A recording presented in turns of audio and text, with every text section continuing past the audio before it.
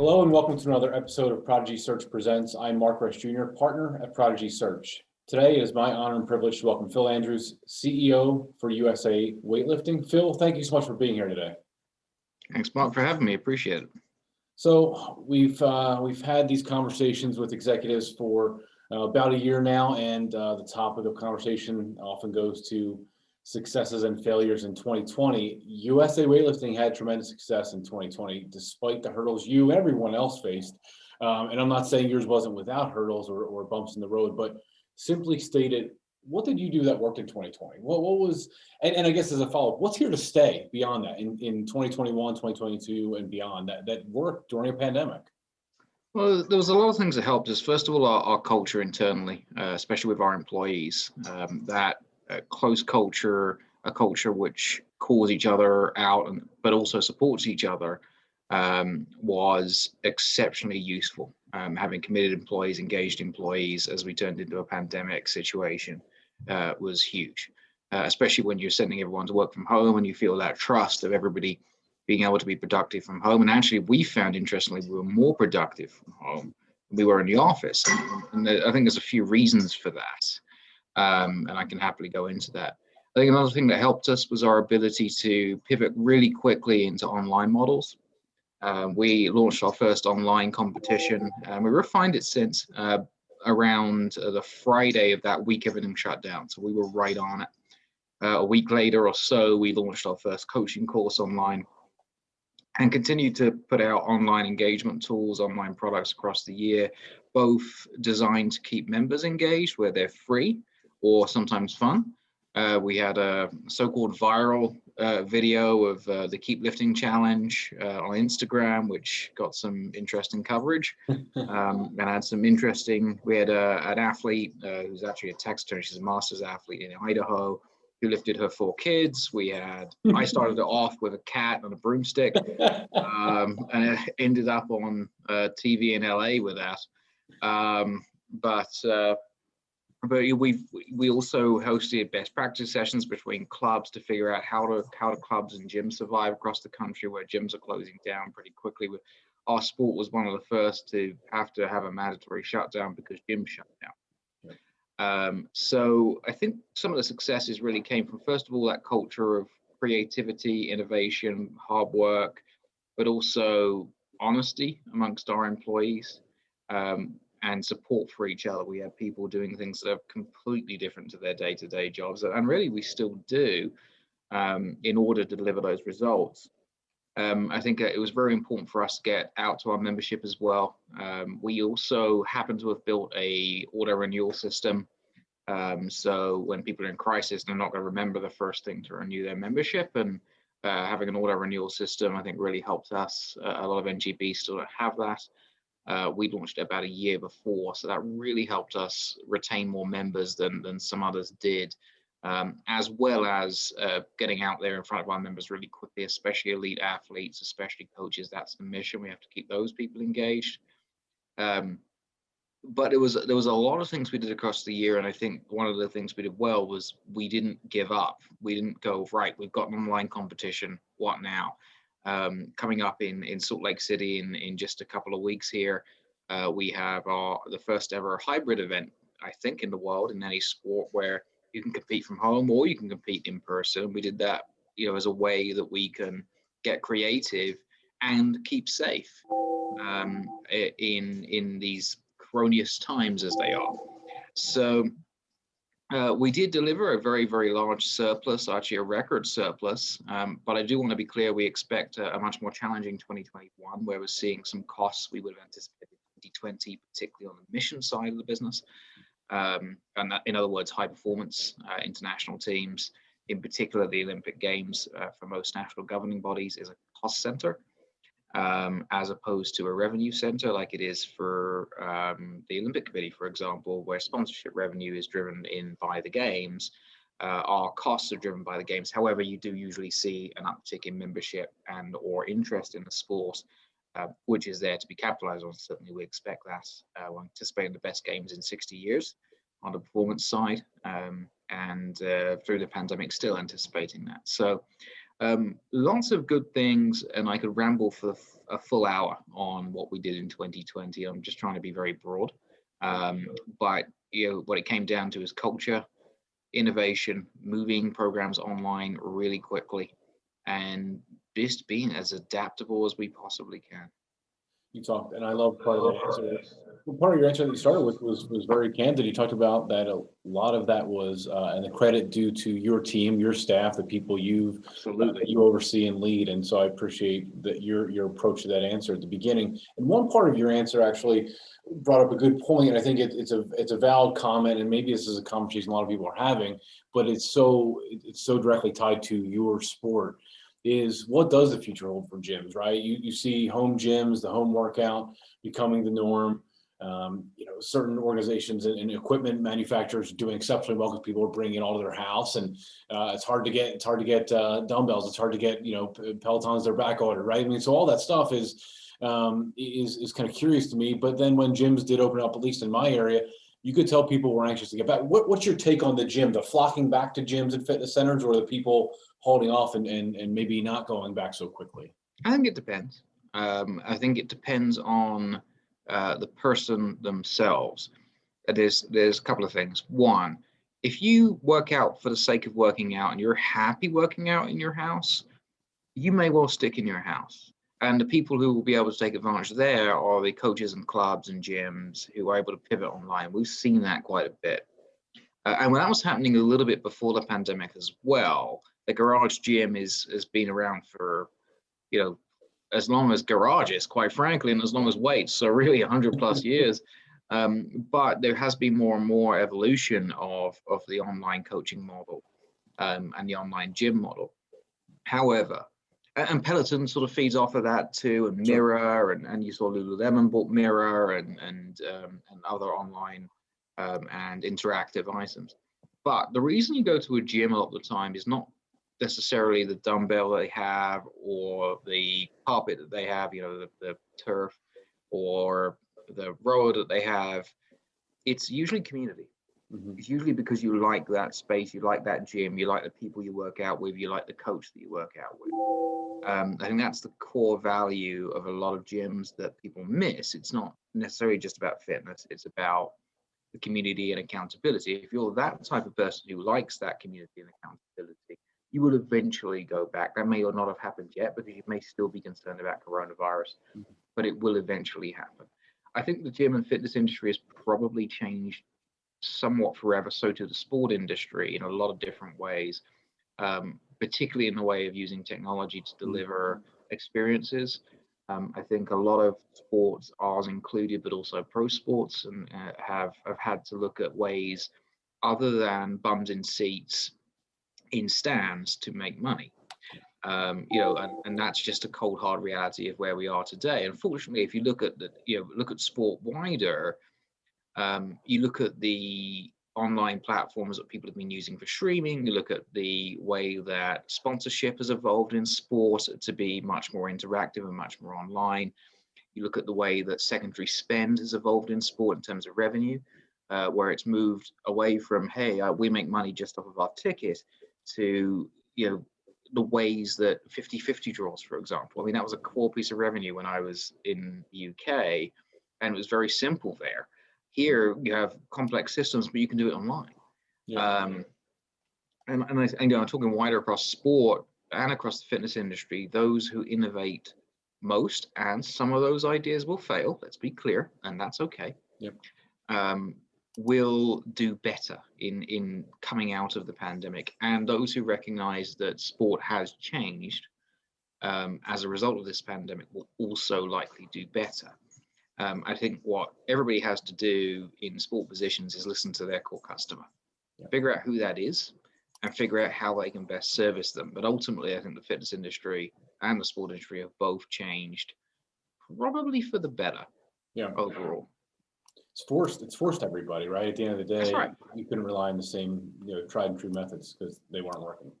Well, that's right. And now you can figure out how to better train athletes when they're away, or when they're when circumstances come up where you can't have everybody in the same room, especially for team sports. How do we how do we deal in pro sports? How do we deal with prospects better? Well, now you've had to do that with your elite team. You're probably thinking a little bit more about how you're going to do that with your prospects.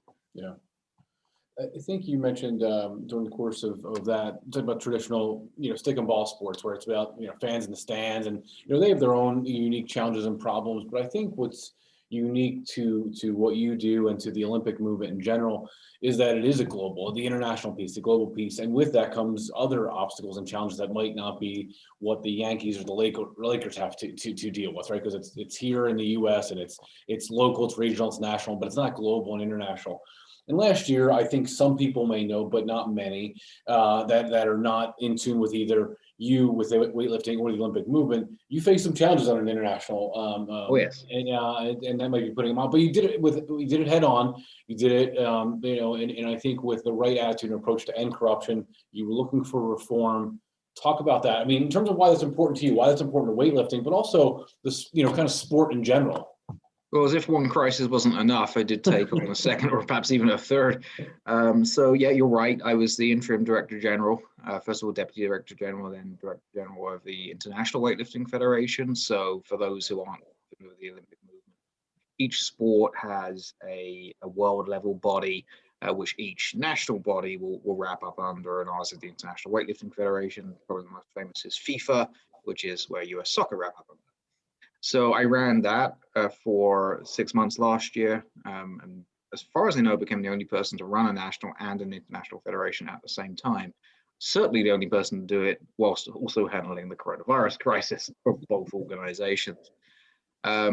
It's been and continues to be an interesting journey for the IWF. There has been significant doping and corruption problems in the sport. January of last year, we had the ARD documentary come out. ARD is like the BBC or PBS, it's a public broadcasting station in Germany. It's also the same group who started the Russian doping scandal investigation. As part of that, an oversight and integrity body led by an American named Ursula Garza-Papandrea was appointed. That group appointed me to be the secretary, and together with them, we sourced Richard McLaren.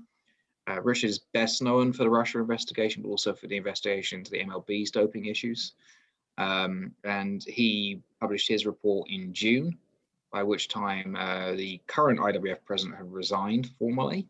And Ursula was appointed then the interim president, and I took over the operational lead from same place I am today, my house here in Colorado.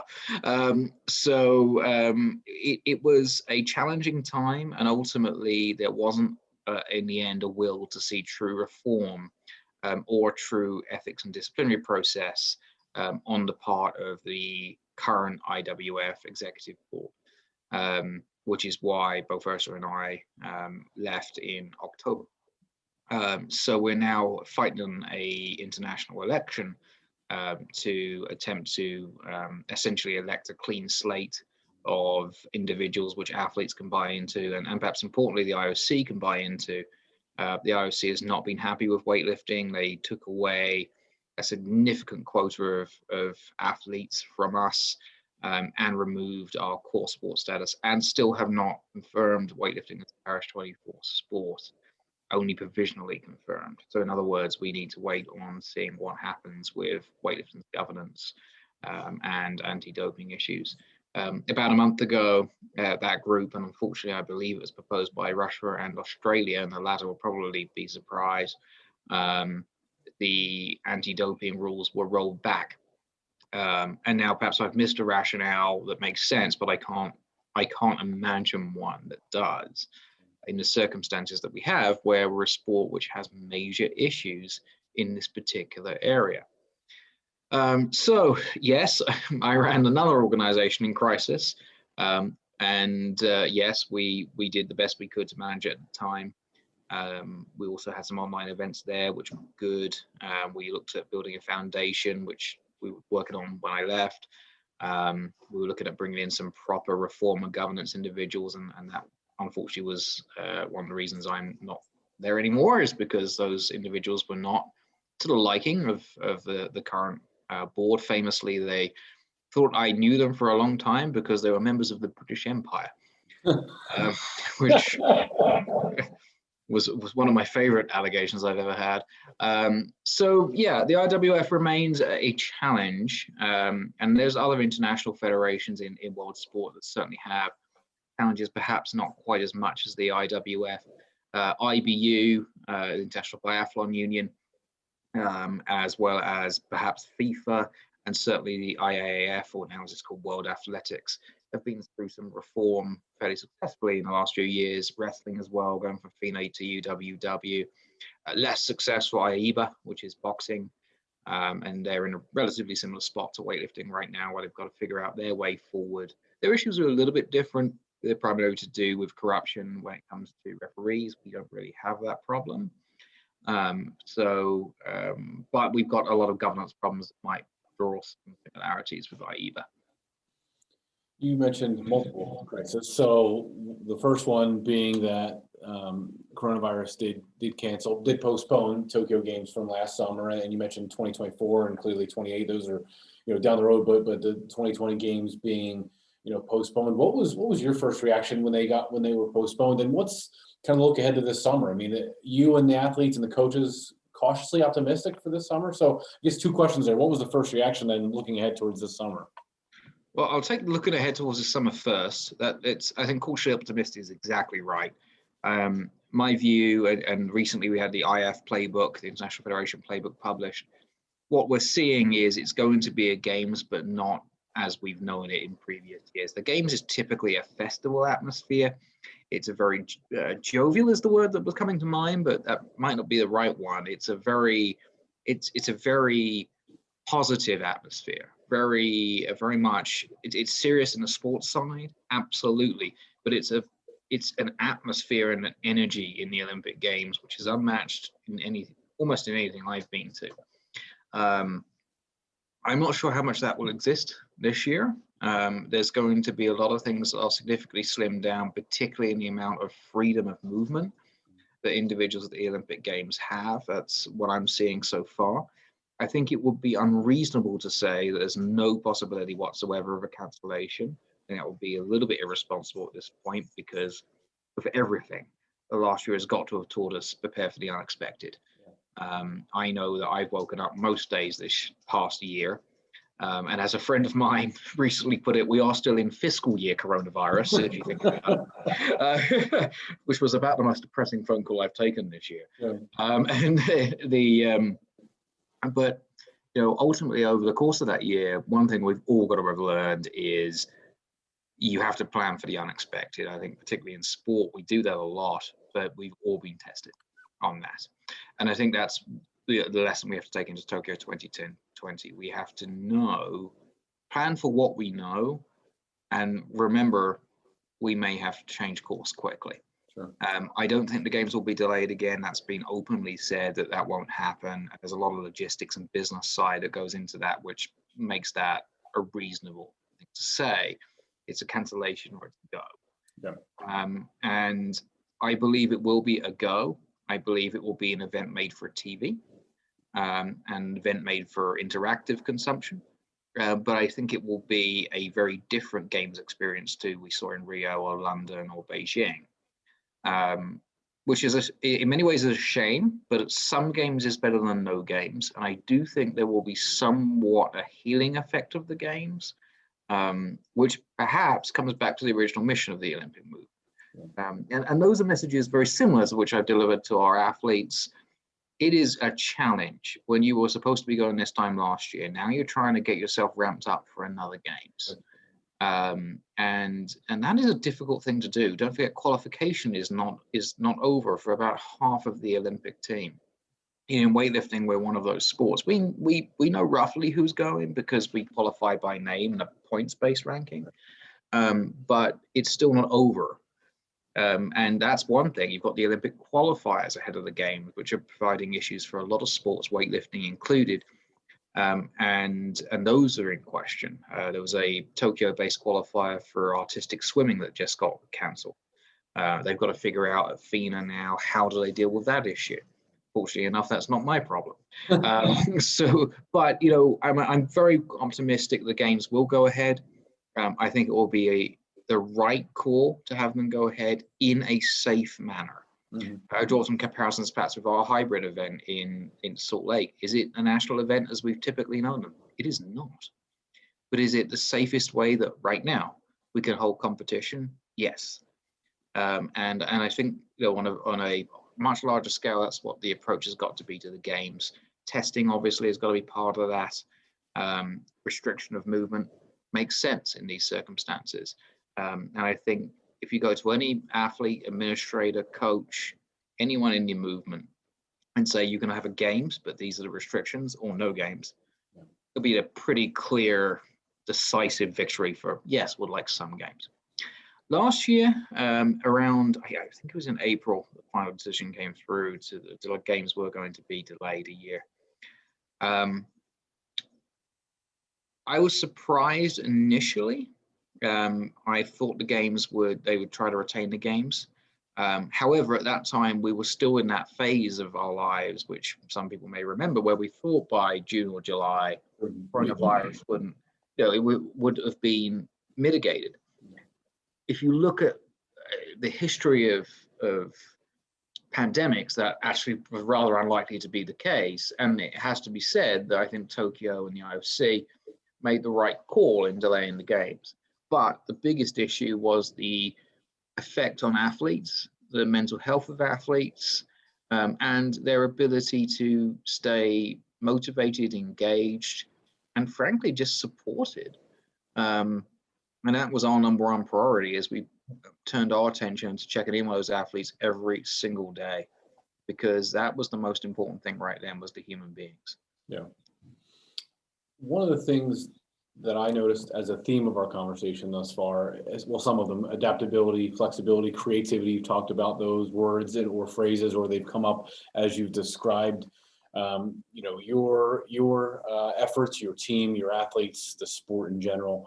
One of the other words that I thought about when, you know, during the course of preparing for our conversation today was evolution. The reason of that is you've been there for a long time, right? You've been with the organization for, I guess, is this roughly 8 years, give or take right now, or my math is somewhere somewhat accurate there. So the organization isn't what it was then, and it's different, you know, it's different now. Pandemic aside, it's different now than it was at that time.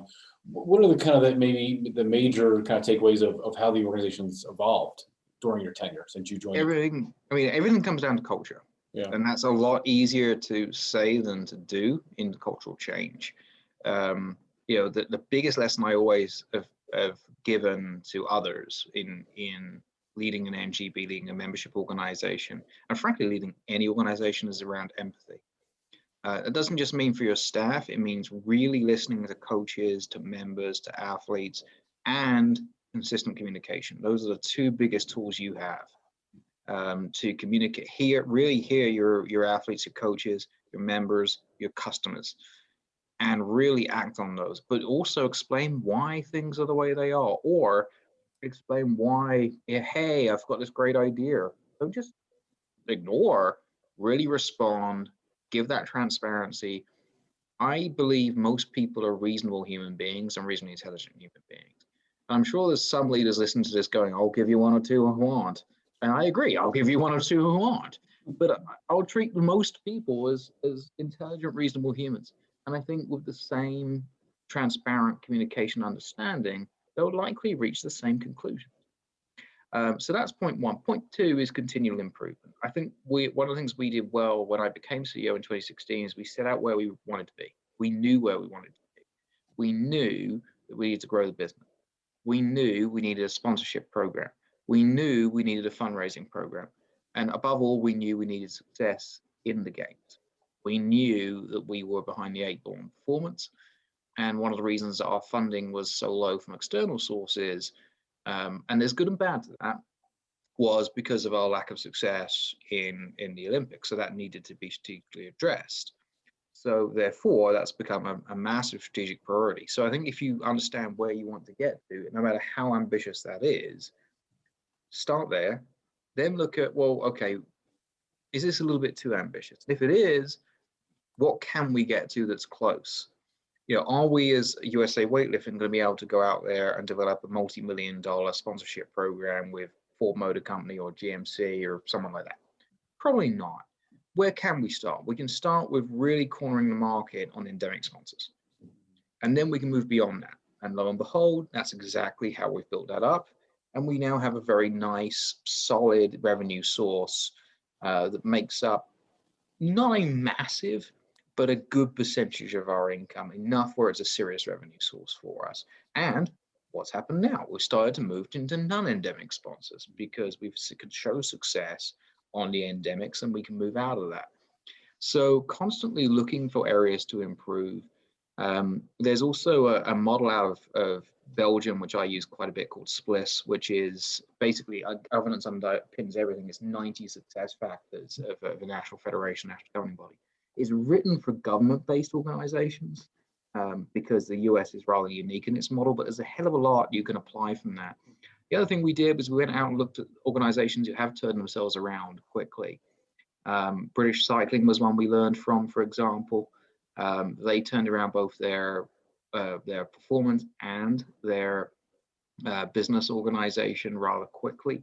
And another thing that I personally did was make sure that I was both looking at the business and the performance side and figuring out how those two merge in together.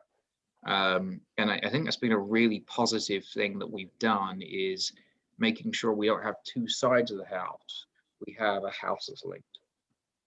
We talked about, you and I have communicated about boards and committees, and as part of your last answer, we talked about transparency and communication, and again, all working towards the same goal, right? Whether it be the business side or high performance side, but that also is inclusive of, of board members, past and present that you've worked with, and committees that you've established, some of which were first of its kind and first class, obviously prior to a lot of other organizations in the Olympic community having them. We get a lot of calls, right, as you might imagine, from executives that say, I want to serve on a volunteer board, or some that want to pursue paid board opportunities. But nonetheless, let's talk about the general concept of boards. Boards and committees are a big part of a nonprofit, any nonprofit, a national governing body especially. Ultimately, the board is together the most powerful body in any nonprofit. Alone, board members aren't, but together they are. Theoretically, in any one board meeting, a board as a whole could decide to dissolve the national governing body. If you think about it, that is within their power. If you read any bylaws, the board, the senior group of the organization can actually dissolve itself. So that's the most extreme version of that. So, the board, first of all, the board and CEO relationship is imperative in any national governing body, any national federation, any international federation. Because that's ultimately the group that has to lead the organization. The board and the CEO working in harmony, and it's really important to figure out that relationship. In terms of what makes a good board member, engagement is huge. There's board members need to be responsive, actively engaged, bring their viewpoint. When you have constituent board members, in other words, let's say somebody elected by represents, it's really important that that individual both represents their constituent view, but also realizes they're there as a part of a board which is looking after the whole organization. So again, it comes back to, I mentioned this in a couple of other points, the whole organization picture of being brought together, as opposed to, well, this really works for the coaches, but does it work for the athletes, or does it work for the referees, or does it work for the club owners? And similarly, well, this is really something great for athletes. Okay, so how do we fit? Athletes are our number one customer. We know that, but how do we make that work for the whole organization?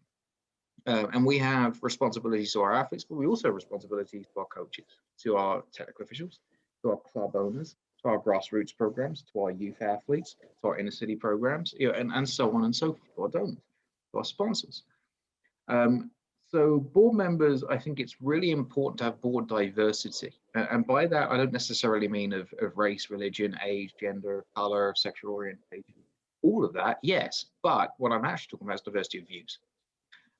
It's really, we've done well because our board, and again, this comes back to culture. We've built a culture around our board, which is, we have a lot of differing views, and that is a good thing.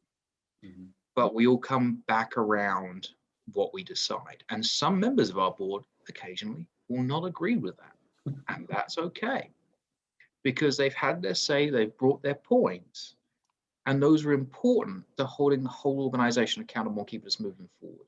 Yeah. But engagement doesn't mean red tape or slowing the organization down. That's the other side of that. Is engagement means engagement. It means being involved in the process, bringing that viewpoint, and especially important for independents who bring, and I love this phrase, intelligent, stupid questions of, oh, why do we do it like that? So it's an outside viewpoint. One of the things, coming back to the staff side, we've been really lucky. We've not had to hire anybody in a couple of years because we've retained our staff well. That's great. The downside is we haven't had those really fresh eyes come in. So it's, we've just onboarded our first new staff member in a couple of years. And it's actually really great to hear, well, why do we have 5 different apps we're communicating on? Well, I don't actually really know. And you're right, that's kind of frustrating. So it's, and we, lo and behold, we're right underway with a project to slim down those apps. Why do we have 5 we communicate on? No, I think it's great. You're getting those fresh and new ideas from your board members when you have staff stability and longevity. That's a good, it makes up for the, that's great. That's fantastic. That's exactly it. And also they have to be eyes and ears. If, again, coming back to the constituent side, they have to be eyes and ears. Yeah. What's going on out there in the membership that we need to be aware of? Because ultimately it's, it's a circle. Your members have to be happy. So it's and members is athletes, it's coaches, it's donors, it's sponsors, it's referees. It's that whole picture of everybody involved in your NGB who's a member and a stakeholder. All of those people have got to have views, got to be kept happy. And the more that you can fill that circle of viewpoints with happiness or a degree of happiness, you're in better shape. That's great. I think that's a lot of what you described are the boards that we've worked with through executive searches that have understood that and get a lot of what you said, and they thoroughly embrace a lot of what you said.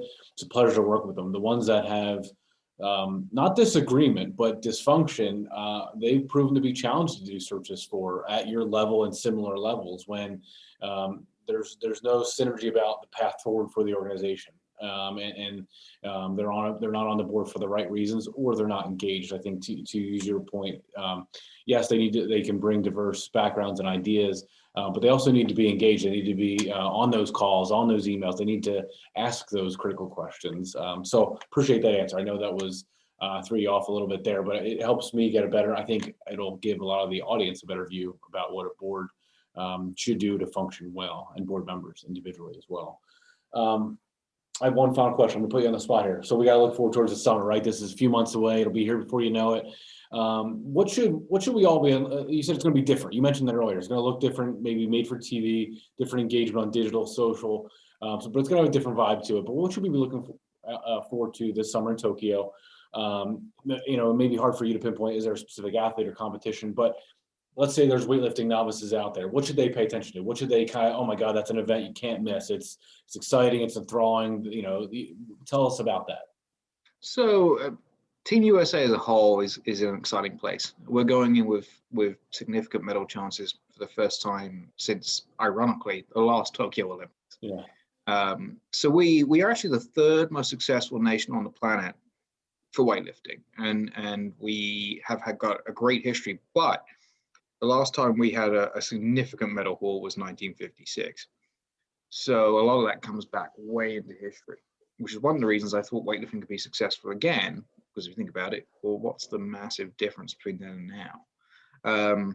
So we're in a position now where I probably recommend watching CJ Cummings. CJ is, as the Wall Street Journal said, the LeBron James of weightlifting. Very nice.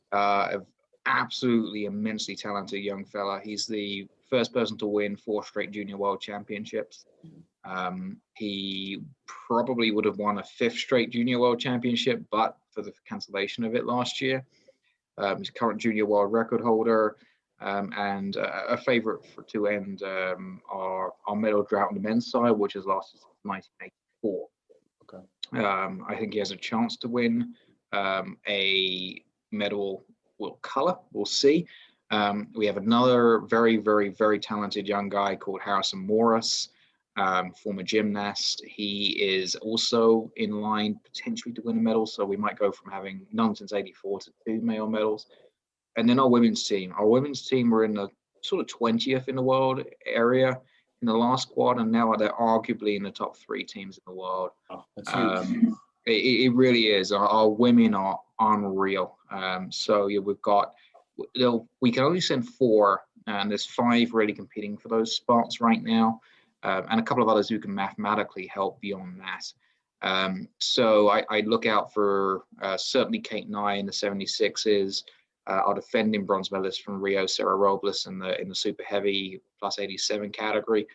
And then Maddie Rogers, who is our best known athlete. She has around 600,000 followers on social media, former cheerleader, and gymnast herself. And then one of Jordan Dela Cruz or Maddie Sasser is likely to go. Maddie, interestingly enough, carried the flag for the Marshall Islands in 2016. Oh, wow. She's a dual citizen. So Jordan's from Texas, former tumbling athlete, but either will have a shot at a medal. So our women's team, again, when your sport has 3 attempts, each of which lost a sum total of about a second and a half, then there really can be a good day and a bad day. Yeah. But if all the stars align, we go in there and have great days, we could come away with 4, 5, 6 medals. Our target, I think, is a minimum of 3, which would be our best in 60 years, and I think really be, together with doubling the size of the business, really growing the membership, growing the fundraising program, growing the sponsorship program, both from almost 0, would be arguably one of the better turnarounds in Olympic sport in a long time, if ever. It's amazing, and the stories are what the Olympics are about, right? The individual athletes, the story, like you said, ending the drought. The athletes that come from another sport always fascinates me, right? You gave the examples of the gymnasts who are now competing at the highest level. So it's tremendous. I love the stories, I think, as do most people. Phil, it's been a pleasure. I know we've known each other for some time now. You know our firm, and we've talked with you, but not in this depth, not about you, the organization, obviously, and the goals moving forward. So thank you so much for your time today. Obviously, congratulations on your success in the past, but more importantly, best of luck leading up to Tokyo and then beyond Tokyo as well. So thank you again for your time today. Yeah, thank you. Appreciate you, Mark.